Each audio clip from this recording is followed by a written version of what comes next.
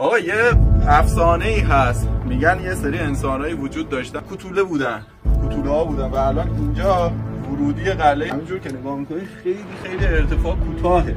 الان من بخوام وارد بشم حتی خمم میشم، به زور میتونم برم داخل. بچه‌ها حرکت اینجا خیلی واقعا سخته، ولی خب دیگه مال آدم کوتوله ها بوده دیگه، اینجور که افسانه ها میگن.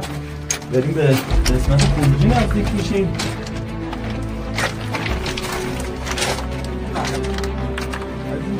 بیرون جالبه، یه ورودی دیگه هم باز اون قسمت داره به همین اندازه کوتاه. قسمت ورودی دوم تفاوتی که با اولیه داره اینجا رد این چکشکاریاشون، قلماشون و اینا رو هم خیلی قشنگ روی دیوار میتونیم ببینیم. اینم قسمت آخر قلعه هست، جایی که هنوز از اون طاق‌های خوشگل و این استحکاماتی که اینجا بوده رو ما داریم میبینیم و ارتفاع بلند. طبق معمول قلعه ها رو ارتفاع بلند میساختن که دسترسی بهشون سخت باشه.